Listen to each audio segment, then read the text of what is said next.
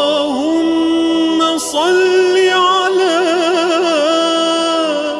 علي بن موسى الرضا المرتضى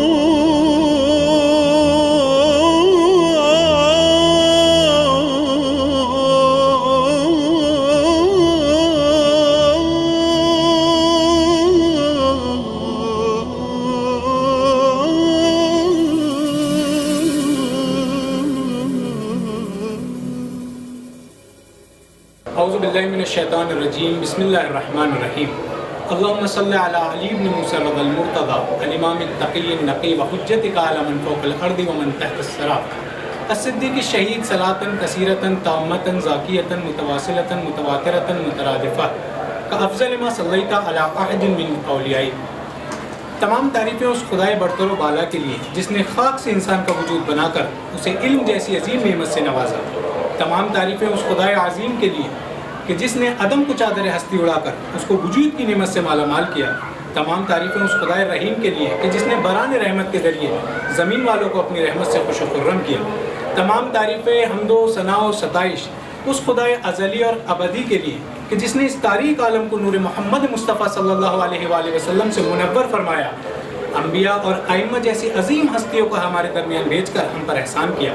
درود و سلام ہو جان کائنات، روح کائنات، عقل اول، خلق اول، خلق اول حضرت محمد مصطفیٰ صلی اللہ علیہ وآلہ وسلم کی ذات پر کہ جن کی آمد سے 1000 سال سے روشن آتش کدہ فارس خاموش ہو گیا، ساوا کی جھیل بیٹھ گئی، ایوان کسرہ میں شگاف پڑ گیا اور 14 کنگور زمین پر آ کر گر گئے، جن کی آمد سے شاہان دنیا کے تخت و تاج سرنگو ہو گئے۔ درود و سلام ہو سلطان عالم، سردار آدم، محبوب خاتم، نور الہی، شان ولایت، مہر امامت، بحر سخاوت، امام المتقین، امیر المومنین حضرت علی بن ابی طالب کی ذات پر کہ جن کی راتیں عبادتوں میں اور دن روزوں میں گزرتے، کہ جن کے دور حکومت میں کوئی یتیم بھوکا نہ سویا، کہ جن کو پروردگار عالم نے فاطمۃ الزہرا جیسی شریک حیات عطا کر کر آپ کے رتبے کو اور اعلیٰ بنا دیا۔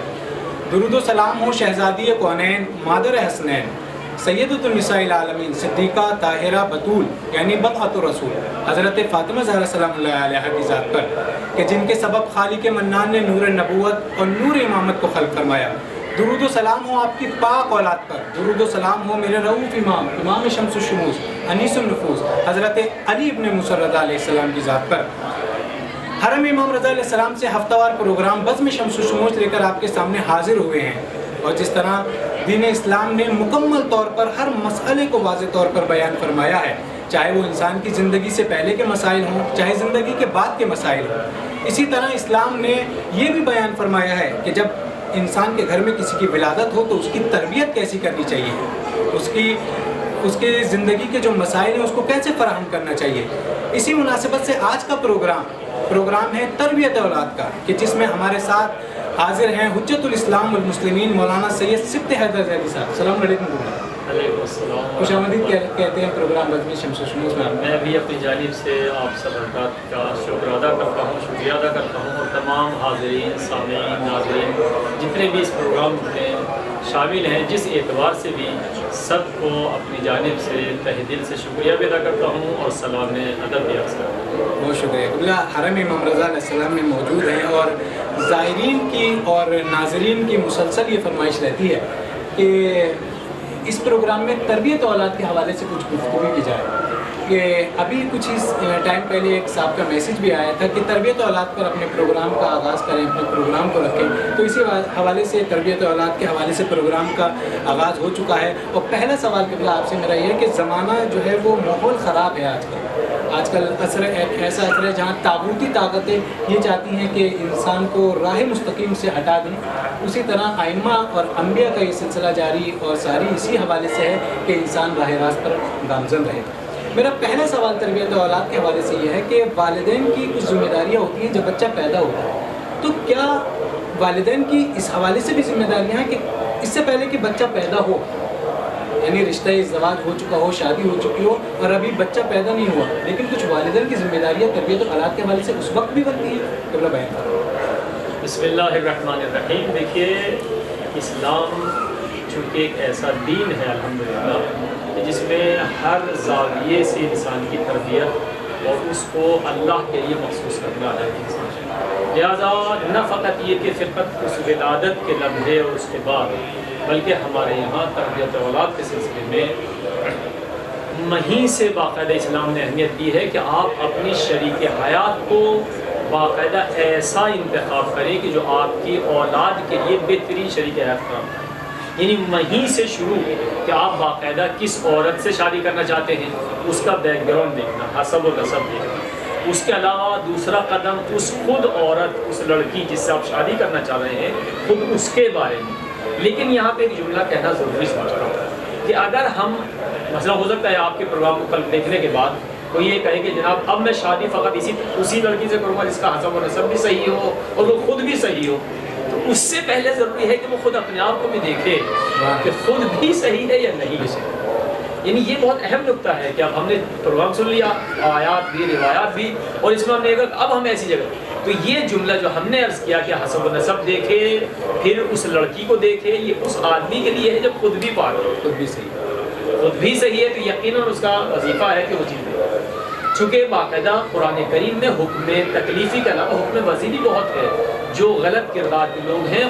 وضعی اعتبار سے غلط کردار لوگوں ہی کو ملتی ہیں، عورتیں بھی مرد بھی، باقاعدہ روایت سے چل گیا، قرآن کریم کی آیتیں بھی سلسلے اچھی عورتیں، یہ سب باقاعدہ۔ تو یہاں پہ حکم تکلیفی نہیں ہے کہ شرعاً حرام ہے، نہیں، تکلیف نہیں، وضعی ہے کہ اگر ہم خود غلط ہیں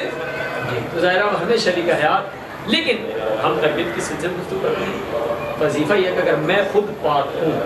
تو پھر ہاں اپنے بچے کے لیے ایک اچھے خاندان میں ایک اچھی لڑکی سے شادی، یہ پہلا قدم۔ اس کے بعد ہم اس لڑکی کو گھر میں لے کر آگے شادی کر کے گھر میں آتے ہیں۔ ابھی نطفہ نہیں، شادی سے پہلے ہی باقاعدہ جو ہمارا شب وصال میں ہے کہ باقاعدہ 2 رکعت نماز پڑھی جائے، اس کے باقاعدہ اس کے دامن پہ دعا کی جائے، دعائیں معصور ہے، منسوخ ہے ہمارے طرف کہ اسی وقت باقاعدہ پاک بچوں کے لیے، فرزند صالح کے لیے دعا کی جائے۔ دعا میں عبارات یہ ہیں کہ پروردگار میں تیری شریعت کے تحت، تیرے رسول کی سنت کے تحت اس امانت کو اپنے گھر میں لے کر آئے ہوں، ترجمہ بیان کر رہا ہوں، اس امانت کو اپنے گھر میں لے کر آئے ہوں، تیری شریعت اور تیرے رسول کی سنت کے تحت بیوی بنا کر آئے ہوں۔ اب میری تجھ سے دعا یہ ہے کہ اس عورت سے مجھے فرزند صالح عطا، یعنی وہیں سے آغاز ہے بات کریں۔ اس کے علاوہ پھر احادیث میں باقاعدہ امام زین العابدین علیہ السلام کی رسالہ حقوق میں، رسالہ حقوق میں دیکھیے بہت چھوٹا سا جملہ لیکن بہت عظیم جملہ شروع کرتے ہیں، وَأَمَّا حَقُّ وَلَدِكَ، آپ کے بچے کا حق آپ کی گردن پر یہ ہے کہ أَن تَعْلَمْ أَنَّهُ مِنْكَ، امام زین العابدین بہت چھوٹا سا جملہ، یہ کہ آپ کے بچوں کا آپ پر حق یہ ہے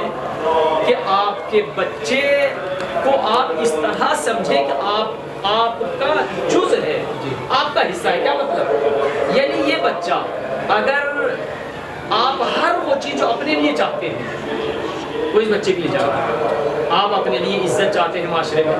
مجھے سلام کریں، تو آپ اپنے بچے کے لیے اسی سطح پہ تربیت کریں۔ آپ اپنے لیے علم چاہتے ہیں کہ میں عالم ہوں، بچے کی قدر، آپ اپنے لیے کھانے پینے میں، کپڑے پہننے میں اپنا چاہتے ہو کہ اچھی وضع کریں، تو یہ جملہ بہت چھوٹا ہے،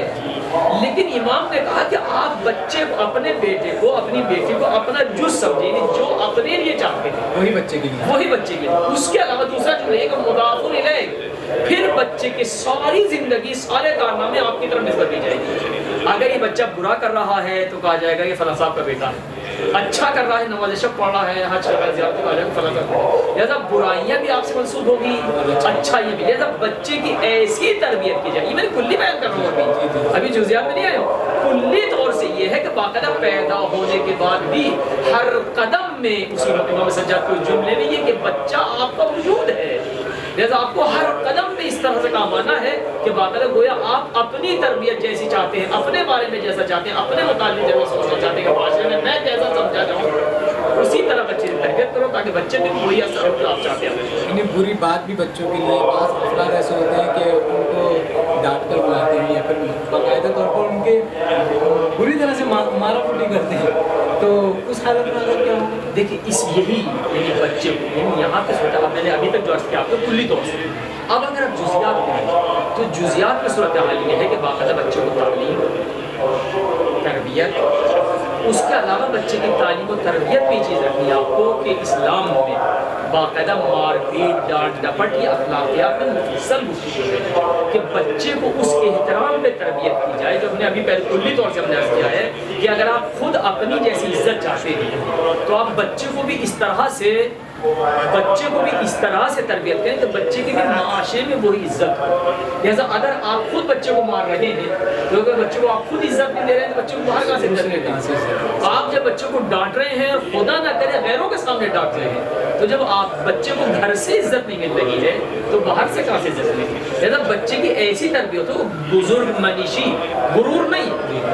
تکبر نہیں. چونکہ کبھی کبھی یہاں سے ہوتا ہے کہ بچے کو اپنے ایسے تربیت کرتی ہے کہ بچہ اپنا گھمنڈ غرور میں پلا نہیں انکساری میں ہو لیکن اتنی تربیت اس ہوش مندانہ سے تربیت ہو کہ بچہ سمجھتا ہو کہ مجھے کیا کام کرنا ہے جو تربیت میں تعلیم کے ساتھ ساتھ یہ تربیت ہے. یہ تو آپ نے خیر بہت اچھی بات بتائی کہ بچوں کو اچھے سے ہی بولنا چاہیے. بچوں سے جس طرح سے گفتگو کریں گے وہی ان میں تاثیر ہوگی اور ویسے ہی وہ دوسروں سے گفتگو کریں گے. اس سے ہی آپ کی شناخت ہوگی آپ کی معرفت ہوگی. لیکن آج کل کے ماحول کچھ ایسا ماحول ہے طاقتی طاقتیں ہیں جو راستوں سے بھٹکا رہی ہیں. خود ماحول ایسا بن گیا ہے جسے آپ میں واضح لفظوں میں کہوں کہ بالی ووڈ اور ہالی ووڈ نے بگاڑ رکھا ہے. فضائے مجازی نے بگاڑ رکھا ہے. موبائلوں نے ٹیبلیٹ نے لیپ ٹاپ میں ایسے ایسے سیریل آ رہے ہیں جو بچوں کو خود بگاڑ رہے ہیں. تو آج کل کے اس ماحول میں بچوں کو محفوظ کیسے رکھیں؟ دیکھیے پہلے تو اس سلسلے میں خود حضرت پیغمبر اکرم حضرت محمد مصطفیٰ صلی اللہ علیہ وسلم کی حدیث ہے آنے والے زمانے میں اور آپ نے فرمایا کہ آنے والے زمانے پہ مجھے افسوس ہے ان بچوں کے والدین پر. سوائل نے سوال کیا مشرکین کے بچے مجھے نہیں مومنین کے بچے. مومنین کے بچے رسول خدا یعنی کہ مومنین کے بچوں کی صورت مستقبل آج کے زمانے کی تقریباً اس روایت میں جھلک کہ مجھے افسوس ہے ان مومنین کے بچوں پر کہ جو اپنے بچوں کو دینی تعلیم نہیں دیتے اور برائیوں پر افتخار کرتے ہیں. حدیث میں یہاں سے اندازہ لگایا جاتا ہے کہ پیغمبر کو آج کے زمانے کو نظر میں رکھ کے دیکھ رہے ہیں کہ کیا صورت ہے. یہاں پہ ہم نے اپنے بچوں کو موبائل ہاتھ میں دے رکھا ہے اور ہماری توجہ ہی نہیں ہے کہ بچہ کیا ہے. اس کے علاوہ پھر ہم بچوں کو ڈانٹتے ہیں ڈپٹتے ہیں سب کچھ جبکہ ہم نے ابتدائی سے اگر بچے پہ کنٹرول رکھتے کہ کتنے ٹائم بچوں کو دیکھنا ہے کیا دیکھنا ہے. اکثر میں خود اپنے ذاتی طور سے خطبات جمعہ میں اگر یہی کہ آپ بچوں کو موبائل دینے سے منع نہیں کریں بلکہ بچوں کے موبائل پہ کنٹرول رکھیں کہ بچے دیکھ کیا رہے ہیں. اس لیے کہ بچے کو موبائل نہ دیں گے تو بچہ دوسرے محلے میں چونکہ دوسرے لوگ دیے ہوئے ہیں تو احساس کمتری کا شکار ہو جائے گا اور اس کے علاوہ اس کے یہاں ایک دوسرا کیفیت پیدا ہونے لگی کہ اس پہ ہے مشکل. آپ دیں لیکن بچے کے پروگرام پہ کنٹرول رکھیں کہ بچوں کا رابطہ کس سے ہے کانٹیکٹ نمبر پہ رابطہ رکھیں باقاعدہ کال کس سے کر رہا ہے چیٹ کس سے کر رہا ہے یہ اور اس کے علاوہ پروگرام کیا کیا دیکھ رہا ہے یوٹیوب پہ واٹس ایپ پہ یا فیس بک پہ جہاں بھی جا رہا ہے کیا دیکھ ان پروگرام پہ. چونکہ دیکھیے یہ آج کل کا سوشل میڈیا ایک چاقو کی طرح اس چاقو سے پیاز آلو پھل وغیرہ کاٹے جا سکتے ہیں جو مستحب ہے.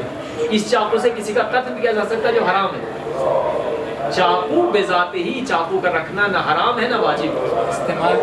استعمال کے اوپر ہے کہ اگر اس چاقو سے کسی کا قتل کر رہے ہو تو حرام ہے. اس چاقو سے پھل کاٹ کے کھا رہے ہو تو مستحب ہے اپنے صحت کے لیے آپ کام کر رہے ہیں. تو موبائل آج کے دور میں باقاعدہ بڑے بڑے اچھے استعمال ہو رہے ہیں. قرآن کریم کی تلاوت قرآن کریم اہل بیت عزاداری ذکر سب چیزیں موجود ہیں. دوسری طرف اسی سے فطر و فساد بھی ہے. جیسا آپ یہ نہ دیکھیں کہ جناب ہالی ووڈ اور بالی ووڈ اور سوشل میڈیا اور موبائل نے ہمیں نہیں آپ ان کو ابزار سمجھیں فقط وسیلہ ہیں. وسیلے کے پروگرام غلط ہیں یا اچھے ہیں آپ کے ہاتھ میں. لہٰذا آپ اپنے بچوں کو موبائل اور ٹی وی سے یہ نہیں کہ جناب یہ ٹی وی حرام اور موبائل نہیں یہ آج کی دنیا کی ضرورت ہے. آپ جو ہے یہ دیکھیں کہ ہم اس سے آزاداری اور قرآن کی بچوں کو پیغمبر نے دو ہی چیز کہا تھا ثقلین قرآن و اطرت قرآن و اہل بیت. جیسا اگر ہم اس سوشل میڈیا سے آزاداری ذکر اہل بیت یہ سب چیزیں لے رہے ہیں تو اس کا مطلب یہ ہے کہ بہرحال ہم نے حق ادا کیا ہے. لیکن اگر ہم نے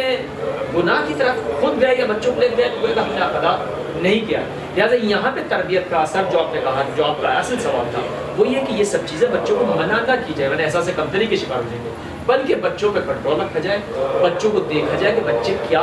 بچوں کو بلکہ اسی راستے سے، چونکہ تربیت کا ایک اثر یہ ہے کہ بچوں کو باقاعدہ بچوں کے ساتھ ساتھ چلا جائے، فقط تنہا زبان سے ڈانٹ ڈپٹنا کمال نہیں ہے، تربیت عملی ہو۔ جیسے آپ بچے کے سامنے کتاب پڑھیں گے تو بچے بھی پڑھنا شروع کریں گے، آپ بچے کے سامنے اسی موبائل سے اگر اچھی چیزیں دیکھیں گے تو بچے بھی وہی دیکھیں گے۔ اگر آپ خود نخواستہ فلمیں دیکھ رہے ہیں چاہے چھپ کے ہی دیکھ رہے ہیں،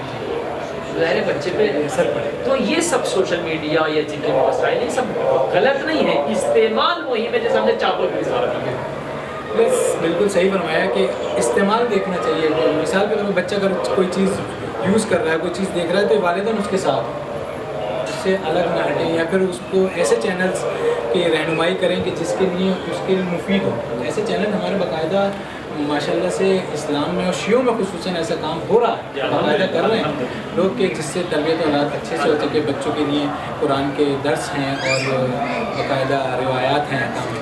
اچھا قبلہ یہ سلسلہ جو رہتا ہے، والدین کی جو ذمہ داریاں رہتی ہیں، جو تربیت کرتے ہیں والدین، وہ کوئی خاص عمر بچے کی 1-2 سال تک تربیت کریں پھر اس کے بعد دستبردار ہو جائیں، یا پھر ان کی جوانی تک ان کی تربیت کریں، یہ کوئی لمٹ بتائیے اسلام نے کہ کہاں تک یہ تربیت؟ اسلام میں جیسے خدا کے مقابل ہے کہ کوئی حد اور کوئی لمٹ نہیں ہے جی، ہر وقت اتفاقاً عیسائیت یہودیت کے مقابل میں اسلام میں جو اچھائی ہے وہ یہی ہے کہ اسلام میں انسان اور خدا کا رابطہ ہر وقت کا ہے، اتوار کے دن کا نہیں ہے، سنڈے کا نہیں ہے، سنڈے ٹو سنڈے نہیں، ہر لمحے ہمیں اللہ۔ یہی صورتحال بچوں کا والدین اور والدین کا بچے، اگر والدین بوڑھے بھی ہو جائیں تو ان کا حق بچوں کی گردن پہ ہے اور بچوں کا حق والدین کی گردن پہ۔ لہٰذا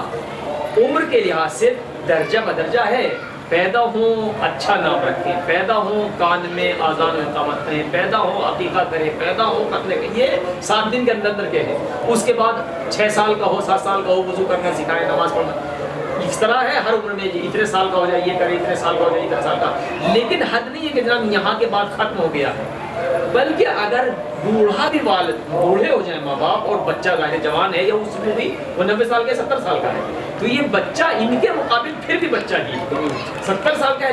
لہٰذا اگر وہ دیکھیں گے کہ اخلاقی طور سے یہ بہرحال یہ ہونا چاہیے تو ان کا حق ہے۔ لہٰذا تربیت میں اس میں کوئی شک نہیں ہے کہ جب تک بچہ ناسمجھ ہے اس کے مراتب و تربیت اور ہوتی ہے، بچہ سمجھدار ہو جائے۔ میں نے عرض کیا کہ 7 دن کا ہے تو اس کی کچھ اور چیز ہے، نام اچھا رکھو، تربیت یہ 7 سال کا ہے تو پھر یہ کہ اس کو نماز کی تعلیم، وضو کی تعلیم، اس سے بڑا ہے تو یہ تعلیم و تعلیم ساری۔ لیکن یہ کہ جیسے جیسے عمر بڑھتی چلی جا رہی ہے، ٹھیک ہے تربیت کے مراتب اور تربیت کے مراحل بدلتے چلے جا رہے ہیں لیکن ختم کبھی نہیں، ختم نہیں، ہدایت کا سلسلہ جاری رہے گا، تربیت کا سلسلہ بھی جاری رہے گا۔ اچھا پہلے یہ آپ نے بخوبی فرمایا کہ ہدایت کا سلسلہ جاری رہے گا اور تربیت کا سلسلہ بھی جاری رہے گا، بچے ہمیشہ ماں باپ کے بچے رہتے ہیں۔ خود امام رضا علیہ السلام نے اولاد کے سلسلے میں جو تربیت کے خاص کچھ نکات، کیونکہ حرم امام رضا علیہ السلام میں ہے اور مولا کا ذکر نہ ہو یہ ہو ہی نہیں سکتا، تو کیا امام رضا علیہ السلام کی روایت کے مطابق بھی اولاد کے لیے کچھ ذمہ داریاں والدین کے اوپر ہیں؟ ان کے کچھ خاص نکات بیان امام رضا علیہ السلام نے تو مفصل اس موضوع پہ گفتگو کی ہے اور باقاعدہ شاید مکمل ہمارے بہت سے لوگوں نے مقالے بھی لکھے ہیں، ورنہ کتاب سے کی شکل میں کتابیں بھی ترتیب دی جا سکتی ہے۔ یہ جو جزیات باقاعدہ، البتہ ان میں اکثر وہی نکات بھی ہیں جس کی طرف ہم نے اشارہ کیا، مثلا یہ کہ پیدائش سے لے کر کے بچے کی اور بچے کا آخری مرحلے تک وہی اذان و اقامت والی روایت میں امام رضا سے موجود ہے کہ کان میں اذان پڑ جائے، اچھا نام رکھو، امام رضا نے مدد کر کے اس کے بعد بچہ بڑا ہو جائے، بچے کا احترام، یعنی باقاعدہ اتنے روایتیں ہیں کہ اگر ان کو جمع کیا جائے امام رضا علیہ السلام کی تو مکمل بہت سے مقالے لکھے ہیں، بہت سے کتاب کی شکل کی ہے۔ خود تربیت یعنی تربیت اولاد امام رضا کے نزدیک یا حضرت امام رضا و تربیت فرزندان فارسی میں تو باقاعدہ جزئی اعتبار سے بہت مسائل پہ امام رضا نے گفتگو کی ہے، چھوٹے چھوٹے مسائل پہ، رزق حلال پہ، بچوں سے گفتگو کرنے کے آداب میں، بچوں کو کس طرح اٹھنا بیٹھنا سلیقہ سکھانے کے سلسلے میں، بچوں کا احترام، خود آپ عملی طور سے اپنے بچوں کے ساتھ کس طرح سے پیش آیا کرتے تھے، ہر باب میں امام رضا علیہ السلام کی باقاعدہ گفتگو ہے۔ اس میں باقاعدہ پیغمبر کی حدیث خود امام رضا سے ہے پیغمبر کی کہ اپنے بچوں کی تربیت کرو ہماری محبت پر، اہل بیت کی محبت پر اور قرآن کی تعلیم پر. یعنی باقاعدہ خود امام رضا اس طرح کے اپنے بچوں کو اس طرح سے تربیت دی جائے کہ بچوں کے دل میں اللہ اور رسول، اہل بیت اور قرآن کریم کی تلاوت اور قرات اور قرآن سے خاص ایک انس اور لگاؤ بچوں کے یہاں پہ ہونا چاہیے. لہٰذا باقاعدہ جزیات میں مفصل امام رضا نے. تو قبلہ فرما رہے تھے کہ جس طرح سے انسان کے لیے اپنے بچوں کے لیے ضروری ہے کہ اس کے وہ کھانے پینے کا خیال رکھیں، اس کو کپڑوں کا خیال رکھیں، اس کے پڑھنے لکھنے کا خیال رکھیں، اسی طرح اسلام نے تربیت کے اوپر بھی بہت زور دیا ہے کہ انسان جب وہ اس کے گھر میں کسی کی ولادت ہوتی ہے تو وہ اپنے بچوں کی تربیت کیسے کریں. اور تربیت کرنے کے لیے سب سے پہلے یہ پڑھنا پڑے گا کہ تربیت کیسے کی جاتی ہے. شاید یہ پروگرام آپ کے لیے مفید ثابت ہو اور مسلسل اسی طرح کے ہم پروگرام لے کر حاضر ہوتے رہیں گے. قبلہ بہت نوازش، بہت آپ نے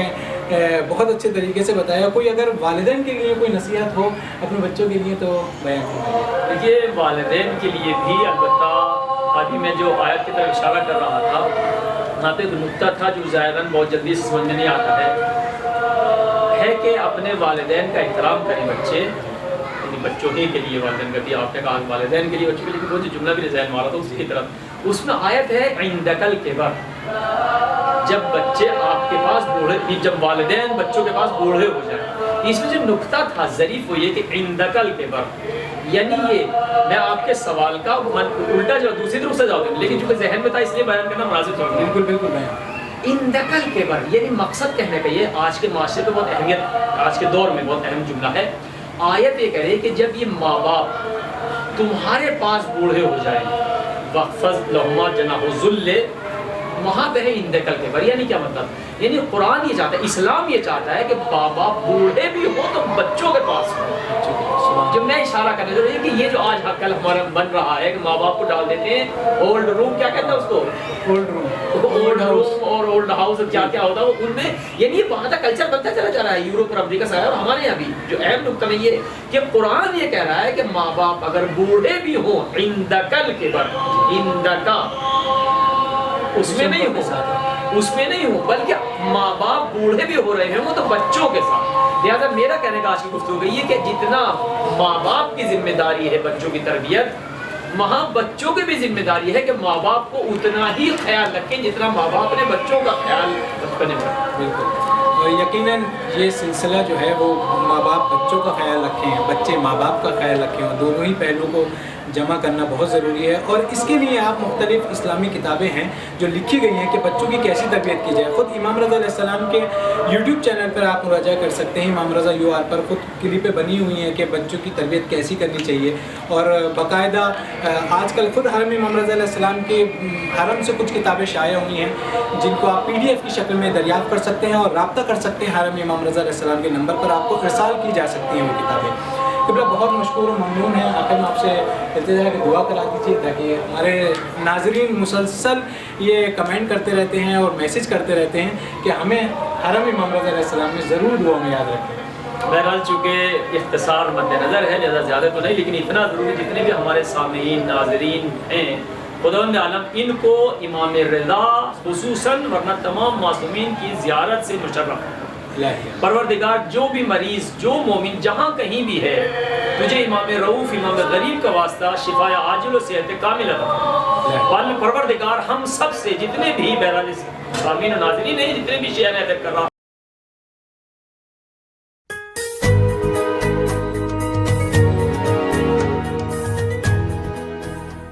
اللهم صل على علي ابن موسى الرضا المرتضى الإمام التقي النبي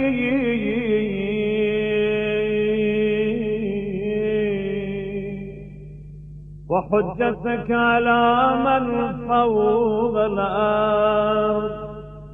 ومن تحت الثرايا